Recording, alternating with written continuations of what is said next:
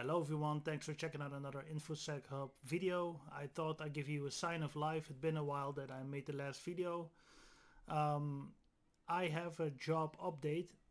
The last 3 years I was a security officer. Before that I was a risk and compliance officer, and now I'm a privacy and security officer. And I am basically back to compliance. We are dealing with the NEN, which is a Dutch standard for healthcare, so hospitals, doctors, any form of care where they work with patient data. There's a Dutch norm from that, and it's derived from the ISO. With ISO 27001 I'm already familiar, but now I'm doing this again in the role as privacy and security officer. I have to read books on ISMS, Information Security Management Systems, which is basically describing the PDCA cycle of the management system. So plan, do, check, act when it comes to identifying risks and how to mitigate them and how to stay on top of them. And I'm back to my compliance job.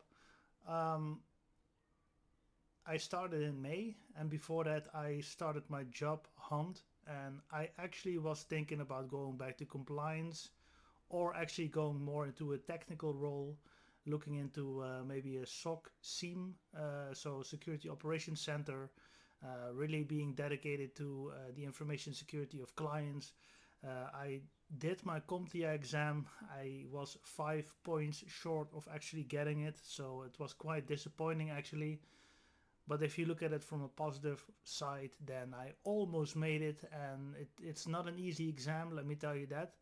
I don't think I will pursue it anymore. I think, if I justify it just for myself, it shows that I have quite some technical knowledge. I've never been a technical guy. I'm not a network engineer. Some of you guys already pointed that out when it comes to the PuSense and OpenSense videos. I know the capabilities, I know the concepts. I made lots of information security concept videos here because I can explain what it does, but do not let me configure it myself. I can't configure a firewall. I know what a firewall does. I know what an IDS does. I know what an IPS does. I know what a SOC is. I know what a SIEM is. All those kind of concepts I can explain. Just don't let me configure it, right? So, but that is good to know this technical background. I'm always fascinated by it. I might still set up my own environment in which I can test software, operating systems, you name it. But what I have to do, it's now the end of June here. I actually have to go back to studying because we are going to go for the CISM, the Certified Information Security Management course. It's also an international course which I have to study, and probably somewhere in October I have to take my exam. So I'll be busy, and this is basically a status update. It's nice to be back in the compliancy field as well, because it's more about people and processes and not as much about technical implementations, because usually big hospitals, they run their own infrastructure. They still have their own servers, even redundant, because they don't want to depend on outside sources for their availability of information, because it's very critical that when the patient comes in and he needs urgent medical care, that the information is available.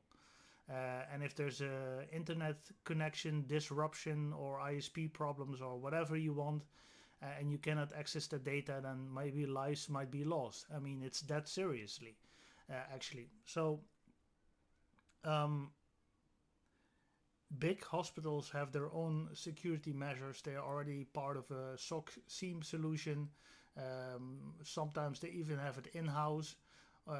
So they have the means, because healthcare, a lot of money goes in there, and also when it comes to security and privacy and all of that, they have it all covered.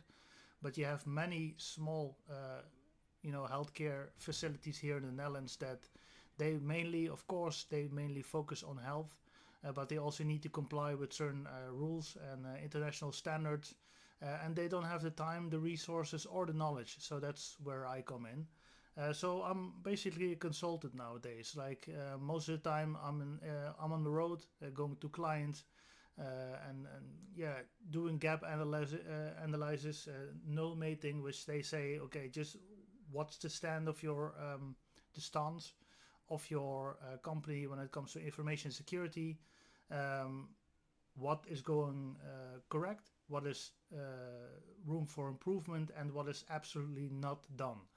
And you guide those organizations to minimize the risks, to mitigate risks, and eventually get certified.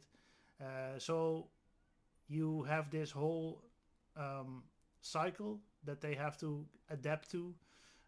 They have annual plans when it comes to information security. They have people that sit together, usually someone from IT, someone from HR, someone from the board. It really depends on the organizational structure. And yeah, it's fun actually. I like being on the road. I like being outside, meeting new people, and actually see that I can help them with the knowledge that I gained over the years, together with another colleague and also a CISO. An ex CISO is also part of my group, I would say. I can learn a lot, and maybe in the future you can expect more of these videos where I talk you to certain scenarios without mentioning too many names, but so you have an idea what the work of a risk and compliance officer or privacy security officer is all about. So again, sign of life. Hope you're all doing well out there. I'm doing fine. In a new job, quite busy. I have exams coming up, but I just wanted to let you know that I'm still here. I'm still alive and kicking, and I don't know what kind of videos you can expect in the future. Please leave a comment if you want me to go into a certain direction in this channel, because if I want to go into depth when it comes to Kali Linux, for instance, and I just told you that I'm not really technical.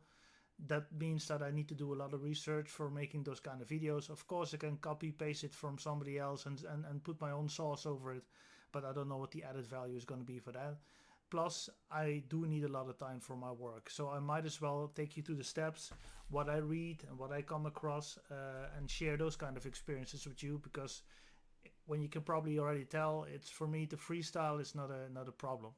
And I think real world examples within the field, that's actually why I started this channel like 4.5 years ago. That's the reason I started this channel.